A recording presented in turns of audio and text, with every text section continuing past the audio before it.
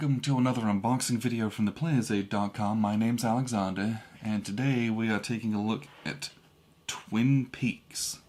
And that's the title of this kind of a dual pack game. And this is part of the Great Battles of the American Civil War series, which was originally put out by Richard Berg. Recently they did the Death Valley Battles in the Shenandoah, which is a massive 3-inch box with a bunch of battles in it. This one's from 2014, it's a little bit older. This is a 2-player tactical, well, no, not tactical. I don't know exactly the scale, if it's regimental or not. I'm not entirely sure about that. Does it say? I'm not going to guess. But this is pretty big on the complexity scale. This is not.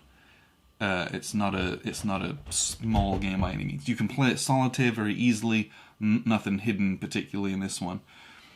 But whilst it's called Great Battles of the American Civil War, it only doesn't really share anything with the Great Battles of History series. The similarity comes in the counter density and I don't know, the vastness of these games particularly.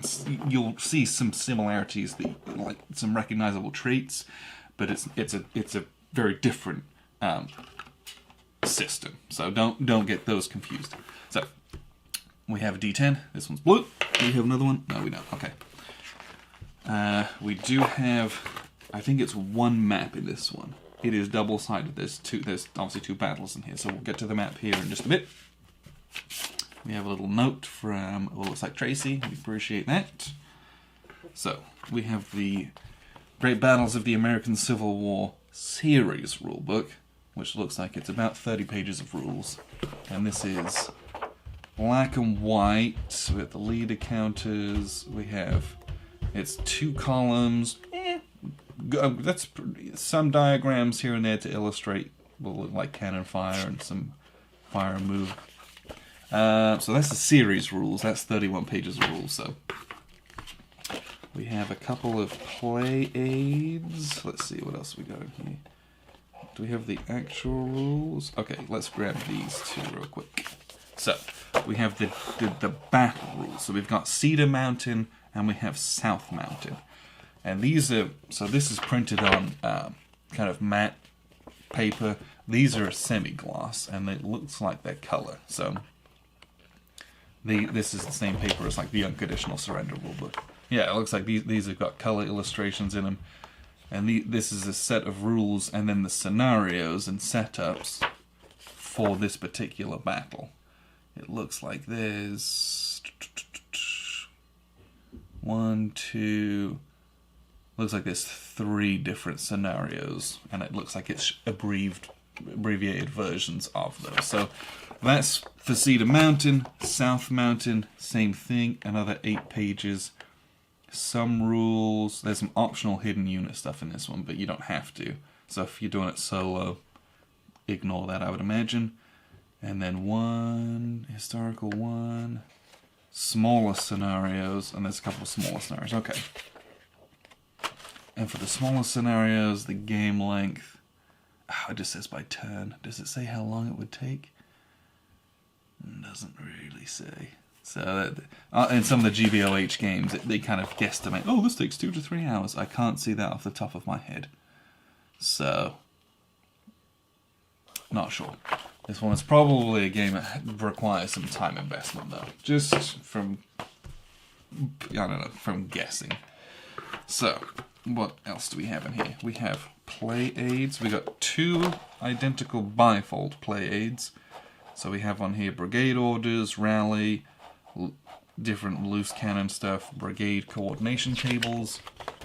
Inside we've got range effects, fire table, non-phasing fire agility and stacking limits. And then on the back we have shock resolution, shock adjustments, and then some procedural stuff as well. Identical one of those, one for each player. Then we have dual terrain effects charts. Oh no, these are different. Oh, those were different too. Okay. Oh, that's interesting. We only get one of each. Okay. These look identical, and they might well be, at least mostly. These are identical. But this is for South Mountain, this is for Cedar Mountain. So in the numbers somewhere, there may be some differences in the crunch.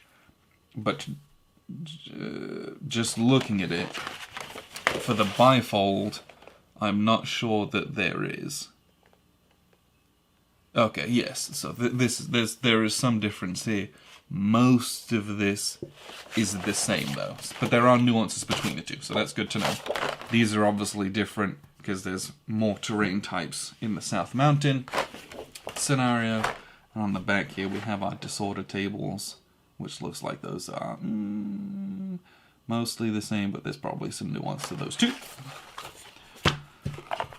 Okay, then we have counters at the bottom. So we have the South Mountain. This has our turn track on it, different markers that we've drawn, and our casualty boxes. This is single-sided because we're going to have this in play. And that's the CSA one. Then for the South Mountain scenario, we have the Union one. Again, it's the same thing here, so we can have each one of these out. And then we have for the Cedar Mountain scenario, our own ones. Obviously, there's different time scales, and this has efficiency ratings in a box. The South Mountain doesn't have that as well.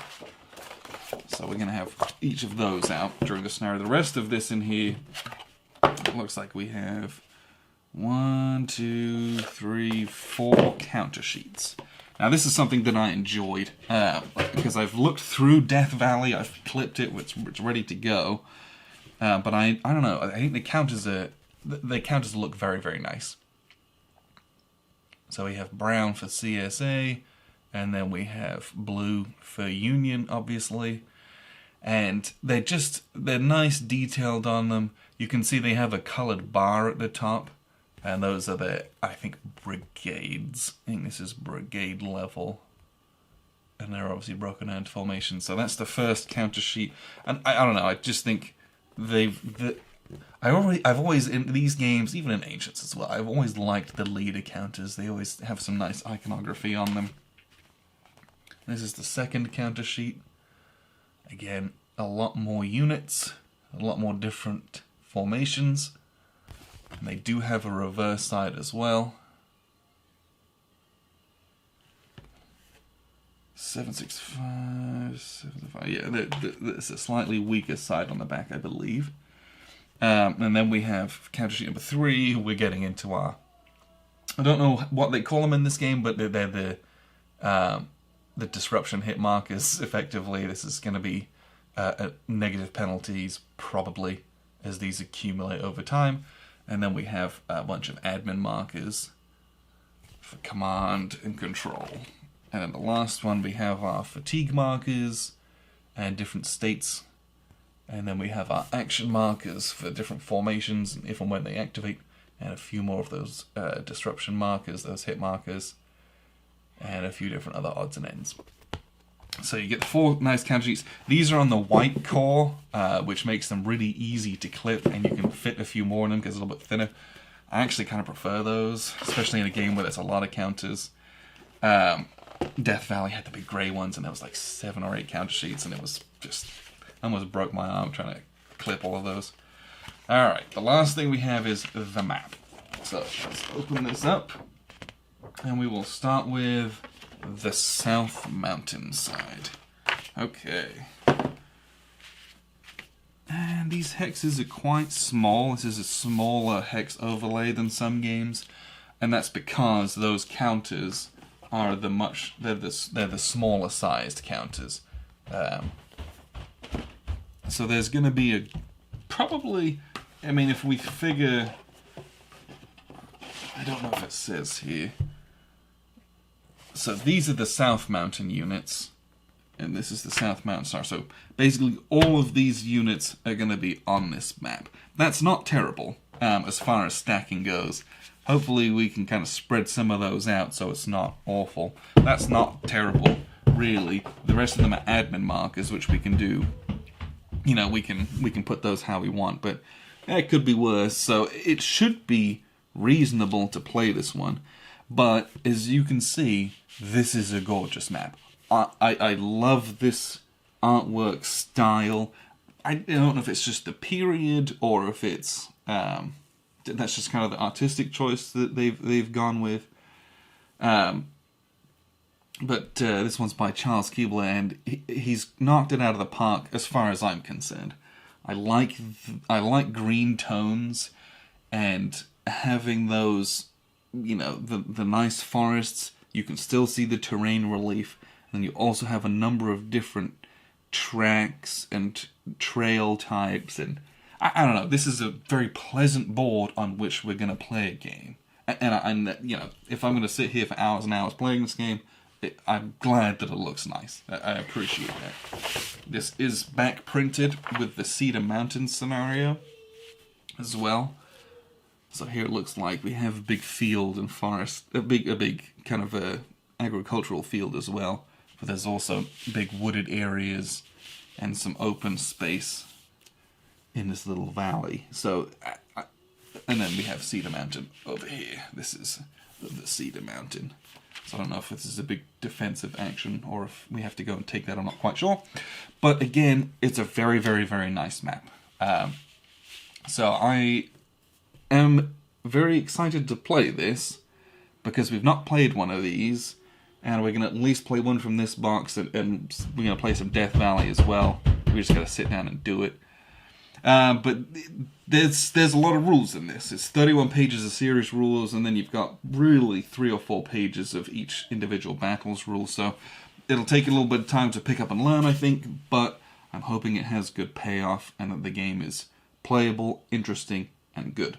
And based on the fact that they keep making these, I imagine that they are. I know there's some big fans of this game system out there. So I am very interested to play this. So appreciate you guys tuning in. Now this is a bit of an older title, it's from 2014. It is still available. You can pick it up every so often on the second-hand market.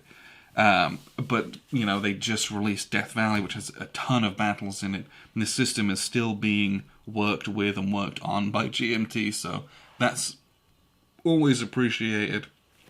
But this is Twin Peaks, and it's South Mountain and Cedar Mountain from GMT.